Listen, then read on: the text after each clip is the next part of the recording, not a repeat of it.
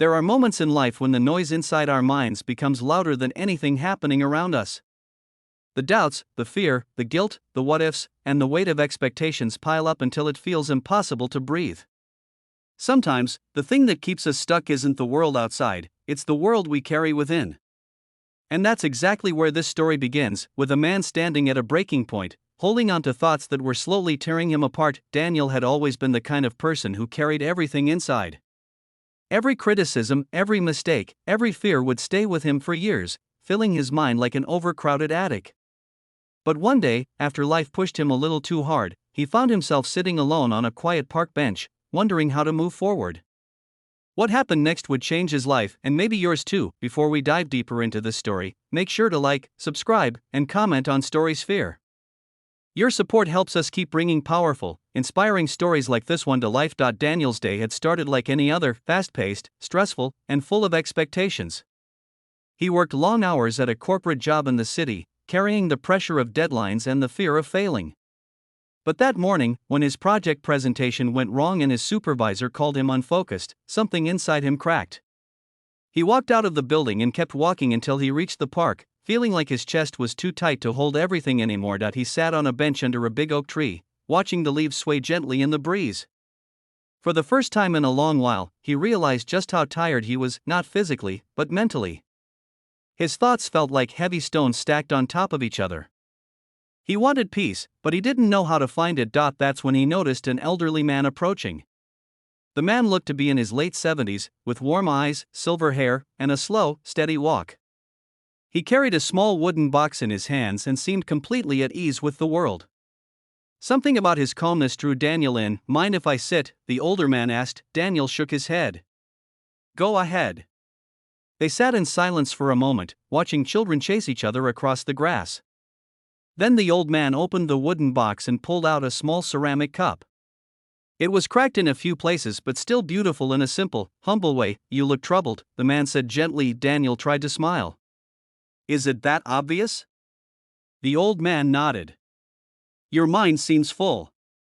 That caught Daniel's attention. "Full?" "Yes. Too full. When the mind is crowded, nothing new can enter. No peace. No clarity. No kindness, even toward yourself." Daniel shifted in his seat, feeling a strange mix of curiosity and vulnerability. "So what do I do?" The old man held up the cracked cup. "Let me show you something." He began to gently pour water from a thermos into the cup. The water reached the brim. Then it spilled over the sides, dripping onto the grass below. "See," the man said. "When a cup is full, it can't hold anything more." And yet, many people try to keep pouring into their minds, more worry, more fear, more doubt. They never empty it.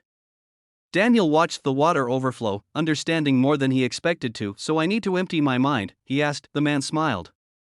"Exactly. Empty it of the thoughts that no longer serve you. The ones you've carried for too long. Kindness starts here, by giving yourself the room to breathe again." Daniel swallowed hard. No one had ever explained it that way. He realized he'd been carrying criticism from years ago, guilt he had already apologized for, pressure that wasn't even his. His mind wasn't just full, it was crowded with old stories he kept replaying. "But how?" he whispered. "Start small," the man said. "Let go of one thought at a time. You don't need to fix everything today. Just make space. Kindness to yourself is still kindness."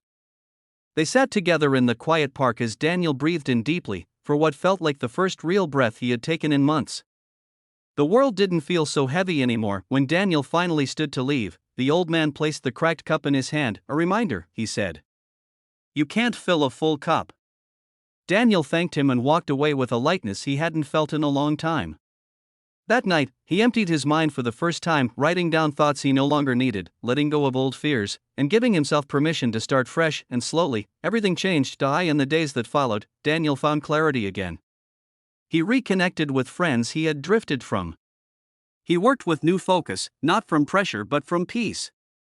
Most importantly, he started treating himself with the same kindness he always offered others. Sometimes, life doesn't demand that we do more, it asks that we carry less. and when we empty our minds, even just a little, we make room for hope, for healing, and for the kind of kindness that can transform not just our day, but our entire life.